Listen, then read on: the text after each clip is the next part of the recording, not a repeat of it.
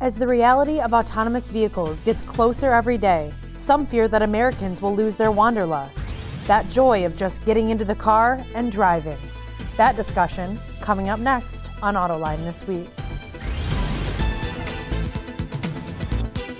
And now, here's your host, John McElroy. I want to thank you all for joining us on Autoline this week. You know, the culture and spirit of the United States of America was built on people who just had to get up and go places. Whether it was the Pilgrims and the Mayflower, the pioneers and their Conestoga wagons, America was built on people who just had to go and see other places of the country. Are we going to lose that? What's going to happen with autonomous cars? All the sharing that's going to happen? Well, that's the topic for today's show. And joining me for this discussion are Peter DeLorenzo, the publisher of the website Auto Extremist. Also joining us today are McKeel Hagerty, the CEO of the Hagerty Group. Most people would know Hagerty Insurance, especially of classic cars. And Mark Gessler is the president of the Historic Vehicle Association. I want to thank all three of you for joining us for this discussion, and I think this is going to be fascinating. Peter, you've written about this in several columns on your website. What do you think? What's going on here? Are we phasing out freedom? And you know, remember, the Society of Automotive Engineers, their slogan used to be freedom through mobility. We're getting into all this new mobility, but are we going to lose some of our freedom? I think we are, because when you think about it, every dimension of the American experience has been shaped by the automobile. The roads we use to wander around the country, the road food that's been a byproduct of that, the music. Go to the Henry Ford Museum and you realize that the American experience is the automobile, and the automobile is the American experience.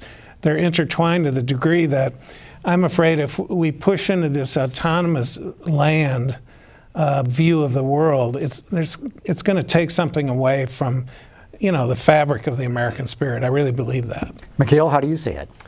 Yeah, I mean, they're huge headwinds that, you know, the car and the love of the automobile are facing right now, and you know, not the least of which for young people are economic. It's more and more expensive to own a car. It's more and more expensive to park them and use them and fuel them and insure them and all of that stuff.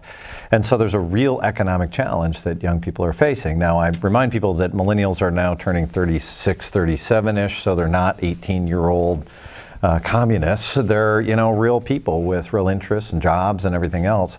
But it's still very expensive. But there's another big trend that I think is driving a lot of the autonomous thing, maybe we can get into it a bit later, is that a lot of this, I believe, is about cities.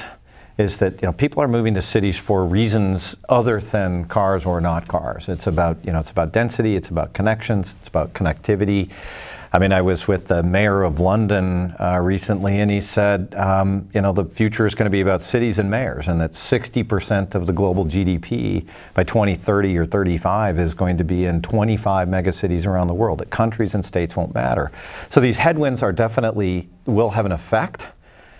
But I'm a little bit more sanguine about the whole notion that I think there may be more room for people who actually love cars to be out on the road driving. And let's get into that in a moment, but I want to get Mark into the discussion here. How do you see this? Well, I think there's going to be a counterculture out there that is going to embrace this. I think you see that with vans. I think you see that with camping. I think you see that with a variety of things that are sort of beckoned back to the 1960s, to our experience. I mean, it goes along with what's happening in furniture today. I mean, so mid-century modern is now back. I mean, who would have thought? And all the things that we sort of grew up around in our age group are now suddenly what our children or what their children are very interested in. So I think there is a counterculture out there. I think a VW bus will still be cool in 50 years. I think it can't help it. But you know, we are in this sort of this collision between our attention span between computing and the automobile. So we had 100 years where the automobile essentially won our souls, and everything that we did was around the automobile, and now computing comes along, and now that collision is ending up as autonomous driving. How are we losing this wanderlust, though, Peter? I mean, there's still going to be cars, okay, now I don't have to drive, or, you know, I'm going to share it with somebody. How do you see us losing it? Well, I think mentioning the phones, and everyone sort of consumes visual images off a screen, or, you know, you want to tell people, you know, you can go outside and look at the weather if you'd like. I mean, I remember I drove from Detroit to LA in a 76 911 with no air conditioning in the dead of summer.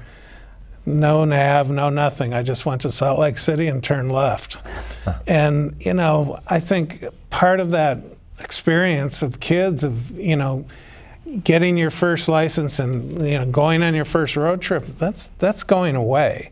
And I think it's going in the wrong direction. Will you still be able to do that? Sure. Maybe you're right. Maybe with all the concentration in the cities, the autonomous cars, you can get in your real car and not see anyone for a couple hours when you drive out in the country. But I think the net of this is we're going to lose a part of our culture.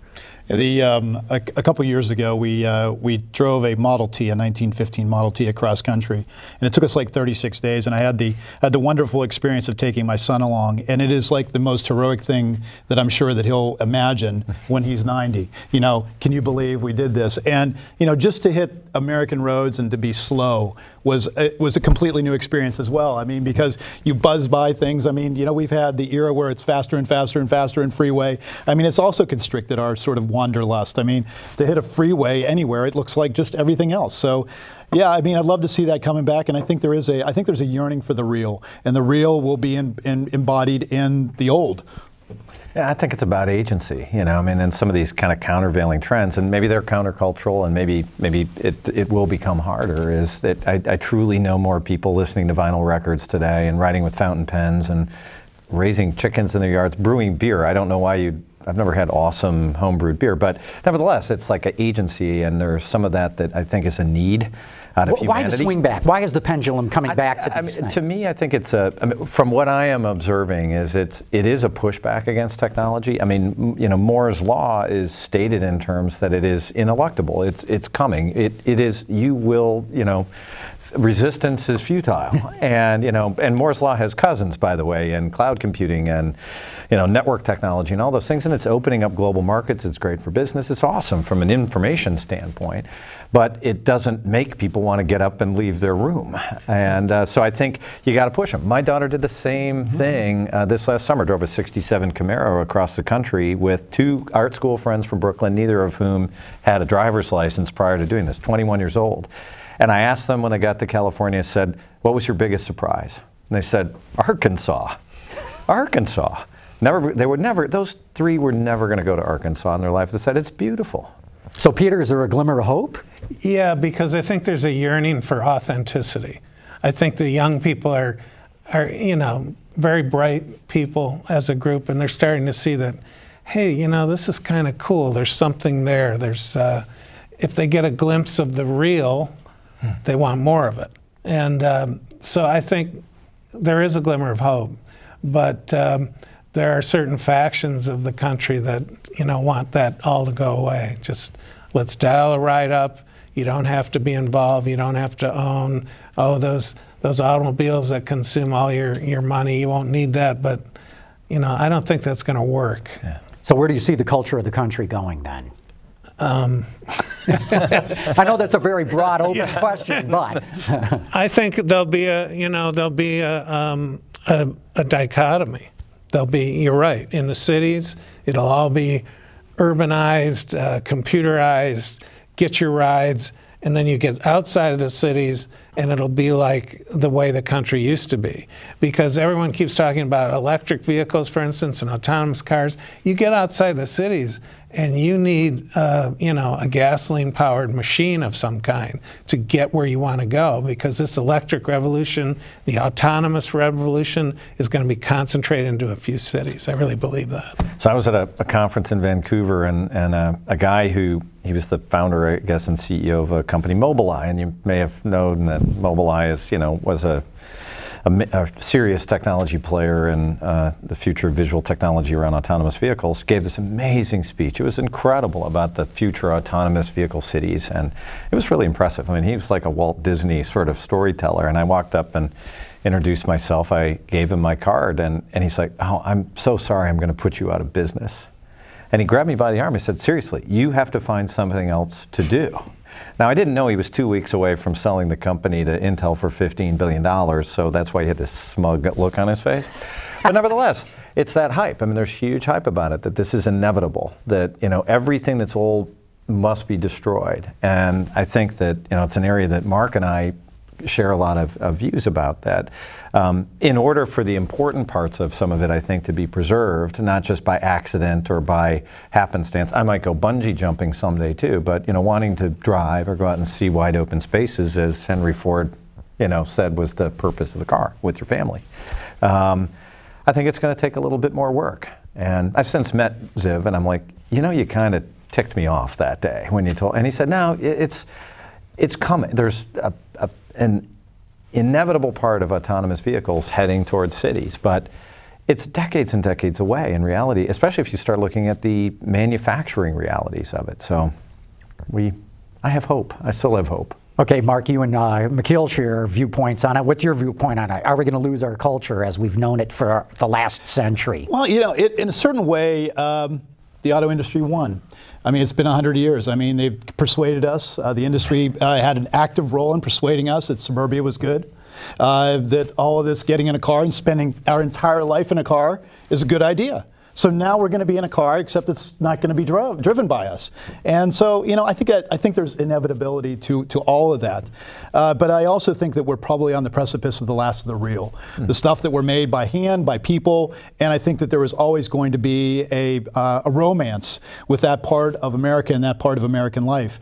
And unlike Europe, America was built around the automobile, not the other way around. We didn't, you know, fashion the automobile to deal with cities that we had built hundreds of years ago. No, it invented America.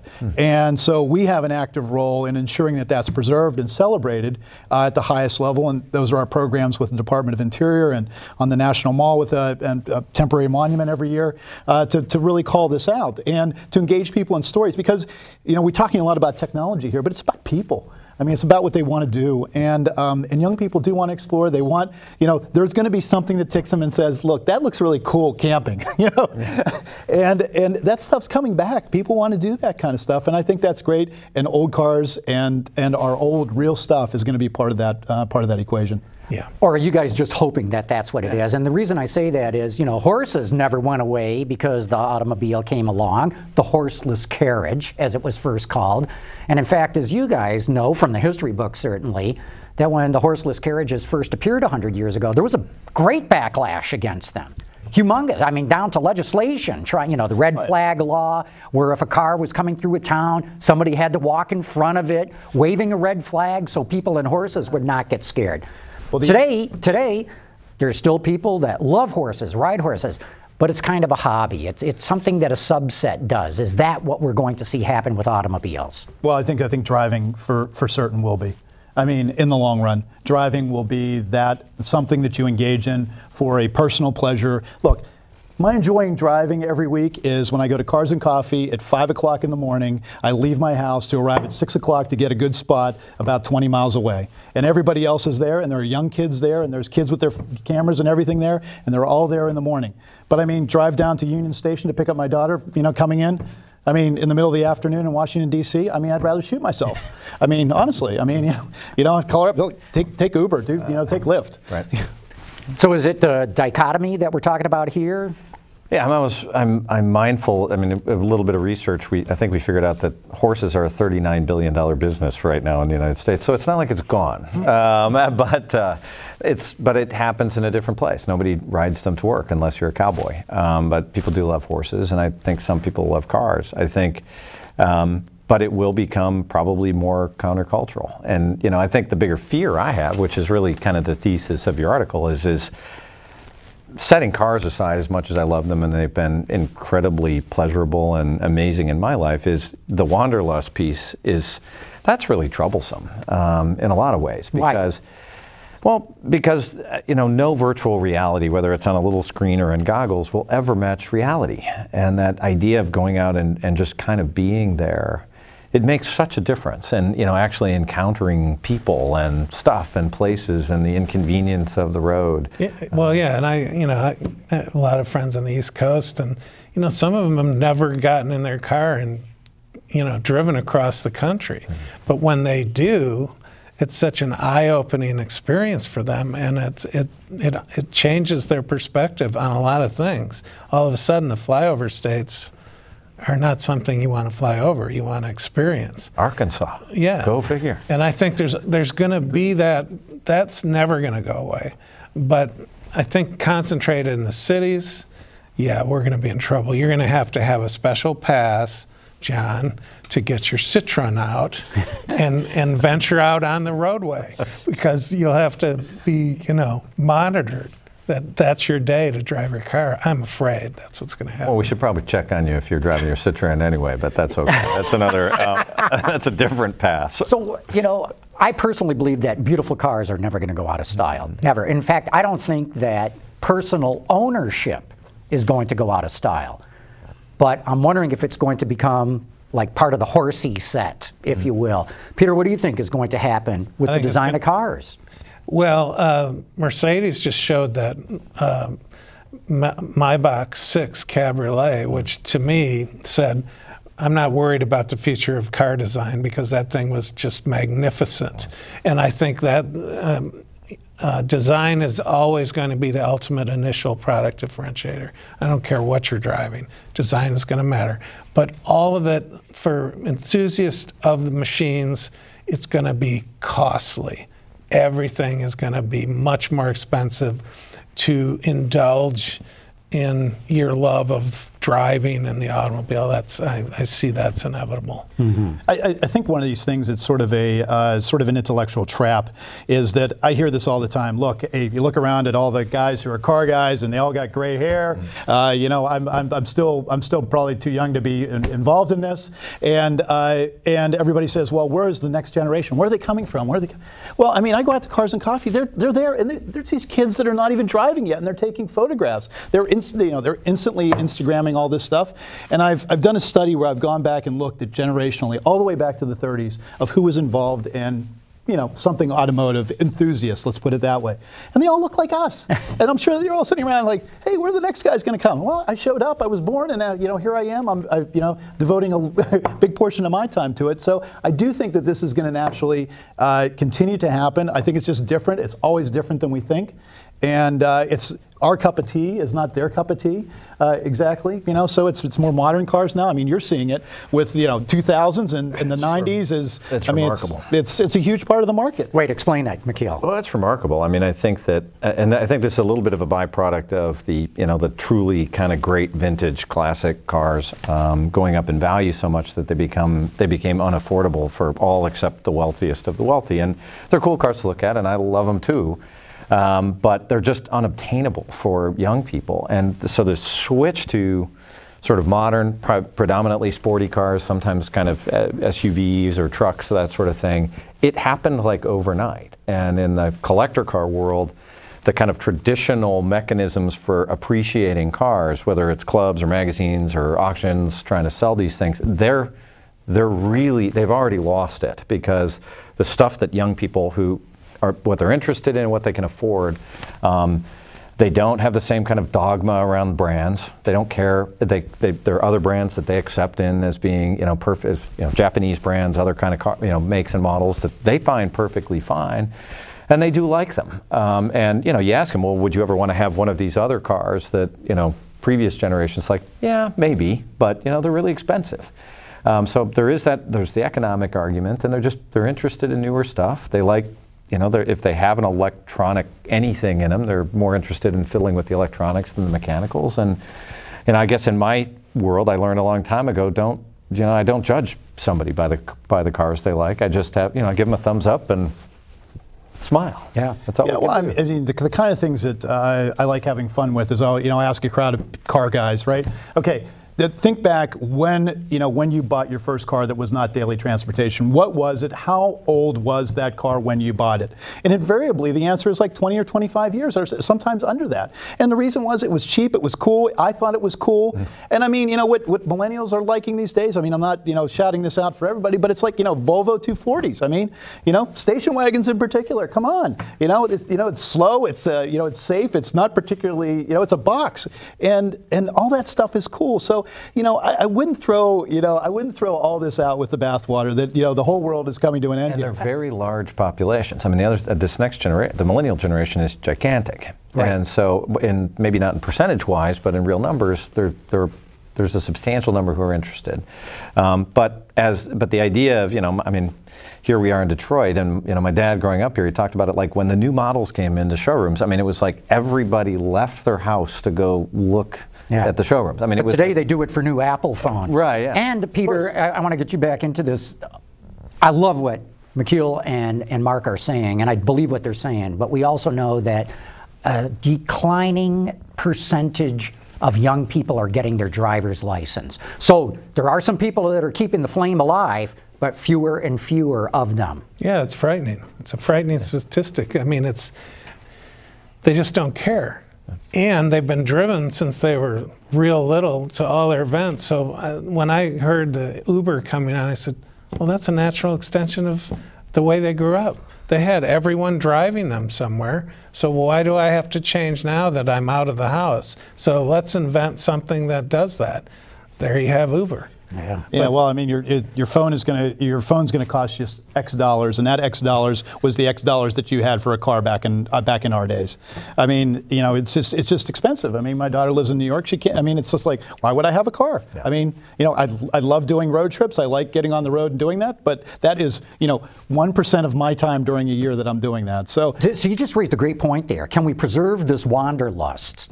So you still have your people in the cities with Uber and autonomous vehicles and Lyft and whatnot, but can we have these escape valves? And can we push people into it? I think you can. And I think the other sort of cool thing is if you think about things like Instagram, where now everybody's a photographer, they're all looking for different places to be to demonstrate that they've gone somewhere different. And you may get there by a plane, but you're going to end up in a car or part of that. So I think it's out there. That part of it. Cool and interesting places, I think, is part of the good news in all this. And I think you'll see shared ownership models. You're going to see rental models. They're subscription models. They'll be different. I mean, as much as you said cars and ownership of cars, I think that a lot of the ownership threshold will change, just like Airbnb. I mean, Airbnb proved that you could have strangers in your house, and you might stay in a stranger's house if you know enough information. It didn't seem as possible. When you think about cars, there's something somehow more precious. People wouldn't dream of it, but it's starting to happen. Well, I will retain a shred of optimism because the power of personal mobility, I'm not talking about mobility but when people discover that freedom of mobility, personal mobility that they control, they do, it's extremely powerful and it never goes away. So I think there will always be that aspect, no matter how autonomous we get. I mean, maybe John and I will be conducting adventure tours out into the flyover states. See, that's Iowa. No, you're absolutely right, because we all grew up in an era where you could just go, hey, let's go for a drive. Had no idea where we were going. And I mean just for an evening and afternoon. I'm not talking necessarily about a road trip across the country. And it'd be like, hey, turn there. What's that about? And you discovered places. You found new roads. You met new people in some cases, too. And that's what I'm wondering if we can preserve. Because even with mobility or sharing and maybe getting out and seeing the country, do we have that spontaneousness to it? Well, there's a danger of losing that. I mean, let's face it, the automobile, it's who we are and where we've been, where we wanted to go. It's such an inexorable part of the American adventure that I hope we don't lose it. I think there's a chance that it'll be a small percentage by the time this is all done. I think part of the challenge will be that I did this conference not long ago at Gettysburg. I always wanted to go to Gettysburg. It was really interesting. And it was an academic conference, so it was actually being led by more like academic historians. We went out through the battlefields, and they were talking about all these different things. And there were all of these other tour groups around, mostly being led by amateur historians, often dressed up in period uniforms or reproduction sort of uniforms, beards. You could totally envision them in a reenactment. And they probably were reenactors. And I was asking the academic historians about it. I said, oh, no, well, the the amateur historians know a lot more about the battles. We know a lot more about the history, and so we're the sort of serious people. And this sort of thing that struck me is just that the question is not whether people will want to drive some of these cars, but whether it will be cool. Because being cool and something old or a throwback might be different than, well, that's just kind of weird that you're in. It's like some of these, other maybe historical reenactment things. It's like for a really niche group of, people who are so into it, they want to put themselves there. And that's what I wonder with my daughter and her friends. She's 21. She did this road trip. Will she do it again? I don't know. She says she has interest. They said they had interest. But will they find it cool? And if it's cool, then no problem. If it's, I'm only going to be into it because I want to reenact some previous part of history, that may not be as cool.